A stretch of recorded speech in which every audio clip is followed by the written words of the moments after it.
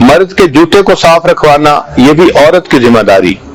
چنانچہ اس نے دفتر میں اگر بند جوتے پہننے ہیں تو ان کو پالش کروانا، ان کو وقت پہ سیٹ کر رکھنا یہ ذمہ داری ہے. بلکہ جاپان میں تو ایک عادت ہے کہ وہاں عورت خاوند کو جوتے پہناتی بھی خود ہے اور واپسی پہ جوتے اتارتی بھی خود ہے. گھر کے باقی کاموں میں وہ میڈ کی ہیلپ لے لے گی، لیکن جتنی بھی مصروف ہوگی اس کو وہ اپنے لیے ریسپیکٹ سمجھتی ہے کہ جی میں وائف ہوں، یہ میرا رائٹ ہے. چنانچہ جب خاوند جانے لگتا ہے تو اس کے پاؤں میں جوتا وہ خود پہناتی ہے، اور جب خاوند گھر آتا ہے تو اس کے پاؤں سے جوتا خود نکالتی ہے.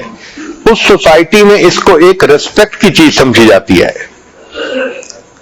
تو بہرحال اس کے جوتوں کو کلین کروانا، کیونکہ اگر عورت خیال نہیں کرے گی تو مرد کے جوتے اتنے گندے ہوں گے کہ دیکھنے کے بھی قابل نہیں ہوں گے. پھر اگر آپ دیکھیں کہ جوتے اس کے گندے ہو گئے ہیں تو اس کو جوتے گفٹ کرے. مرد کو کپڑے گفٹ کرنا اس کے یا جوتے گفٹ کرنا، اس پر عورت کو نظر رکھنی چاہیے. ورنہ یہ ایسے اللہ لوگ ہوتے ہیں کہ جیسے کپڑے ہوں بس اسی میں چلتے رہتے ہیں. اللہ تعالیٰ نے ان کا ڈیزائن ہی ایسا بنایا ہے. اب دیکھیں نا، ایک ٹرک ہے تو اس ٹرک کو آپ کتنا خوبصورت بنا سکتی ہیں. عورت کی مثال ایسے ہے جیسے لینڈ کروزر گاڑی ہوتی ہے، اتنی خوبصورت، صاف، سوفسٹیکیٹڈ. اور مرد جو ہے وہ بیچارہ ٹرک ٹریلر کی مانند ہوتا ہے، بس اس کا کام لوڈ لے کے نکلنا ہوتا ہے. یہ جو گھر کا کام ہے عورت کو چاہیے کہ وہ اس کو روزانہ اپنی ذمہ داری سمجھ کے کرے. جیسے نماز عبادت ہے، گھر کے کام عورت کے لیے عبادت ہیں. مگر عجیب بات ہے کہ house work is what a woman does that no body notices unless you have not done it. اگر آپ گھر کو کلین نہ کریں پھر سب کو پتہ چل جاتا ہے کہ گھر کلین نہیں ہے، اور جب آپ روزانہ گھر کلین کرتی ہیں تو کوئی نوٹس بھی نہیں کرتا. مگر صحابیات کی زندگی کو دیکھیں تو وہ بھی سارا دن گھر کے کاموں میں مصروف رہا کرتی تھی. اس لیے اللہ تعالیٰ نے عورت کو خدمت کے ذریعے سے جنت دی ہے. حدیث مبارکہ میں ہے کہ سیدہ فاطمہ الزہرا رضی اللہ تعالیٰ عنہ جو خاتون جنت تھیں، وہ سارا دن اپنے گھر کے کام میں مصروف رہتی تھیں. اپنے ہاتھ سے روٹی پکاتی تھیں، برتن دھوتی تھیں. ان کے ہاتھوں میں گٹے پڑ گئے تھے، یعنی ہاتھ میں سخت جگہیں بن گئی تھی محنت کرنے کی وجہ سے. سیدہ عائشہ صدیقہ رضی اللہ تعالیٰ عنہ جو ام المومنین ہے، نبی علیہ الصلوۃ والسلام کی لاڈلی تھی، مگر وہ اپنے گھر میں چکی خود پیستی تھی اور گندم کا آٹا خود بناتی تھی.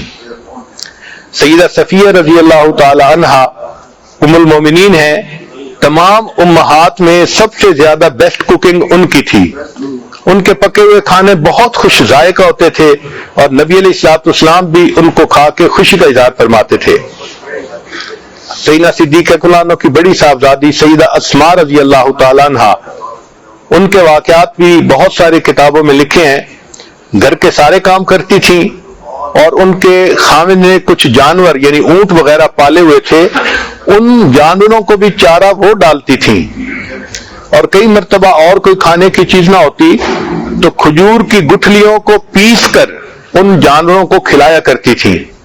ہمیں تو یہ بات آج تک سمجھ نہیں آ رہی کہ کھجور کی گٹھلی کو پیسنا اتنا مشکل کام ہے کہ کوئی حد نہیں.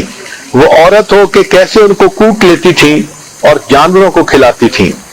تو یہ صحابیات جو امت کی بہترین عورتیں تھیں، یہ گھروں کے اپنے سارے کام اپنے ہاتھوں سے کرتی تھیں اور یہ ان کے لیے عبادت لکھا جاتا تھا. چنانچہ عورت گھر کی صفائی کا کام کر رہی ہو تو یوں دعا کرے کہ اللہ، ظاہر کو تو آپ نے مجھے یہ ڈیوٹی دی، میں اس گھر کو صاف کر رہی ہوں، اب اس کی صفائی کے بدلے آپ میرے دل کو بھی صاف کر دیجیے. چنانچہ فقط کارپیٹ کو ویکیوم کلین نہیں کرنا بلکہ اپنے دل سے بھی گناہوں کے اثرات کو کلین کرنا ہے توبہ اور استغفار کے ذریعے سے. تو جب بھی گھر کی صفائی کرے استغفار زیادہ کرے. ہمارے مشائخ نے لکھا ہے کہ موقع کے مناسب جو دعا مانگی جائے وہ جلدی قبول ہوتی ہے. جیسے ہی آپ نے گھر کی صفائی شروع کی، اب استغفار کے ذریعے اپنے دل کی صفائی کی دعا بھی مانگے تو اللہ تعالیٰ دلوں کو بھی صاف فرما دیں گے۔ چنانچہ بہت ساری عورتیں ایسی تھیں جو اپنے گھروں کو بھی صاف کرتی تھیں اور پھر مسجد نبوی کو بھی صاف کرتی تھی۔ چنانچہ ایک ایسی خاتون تھی کہ جو مسجد نبوی کی صفائی انہوں نے اپنے ذمے لی ہوئی تھی، اپنے ہسبینڈ کے ساتھ آ جاتی تھی ایک ایسے وقت میں جب مرد نہیں ہوتے تھے اور مسجد کو پورا صاف کر دیتی تھی۔ اس خاتون کا اتنا احترام تھا کہ نبی علیہ الصلوۃ والسلام نے فرمایا جب وہ بیمار ہو گئی کہ اگر یہ عورت فوت ہو جائے تو مجھے ضرور بتایا جائے، اس کی نماز جنازہ میں خود پڑھاؤں گا۔ چنانچہ اس کی اس خدمت پر اللہ کے حبیب صلی اللہ علیہ وسلم اتنا خوش تھے کہ نبی علیہ السلام نے خود اس کی نماز جنازہ ادا فرمائی۔ آج تو وہ وقت نہیں ہے کہ عورتیں مسجدوں کی جا کے صفائی کریں، لیکن کم از کم گھر کی صفائی رکھیں، گھر کا وہ کمرہ جو نماز پڑھنے کے لیے ہے اس کو صاف ستھرا رکھیں۔ جتنا صاف ستھرا گھر ہوگا اس سے بندے کے مزاج کا پتہ چلتا ہے کہ بندے کا مزاج کیا ہے۔ جو اپنے تن کو صاف نہیں رکھ سکتا وہ بھلا اپنے من کو کیا صاف رکھے گا۔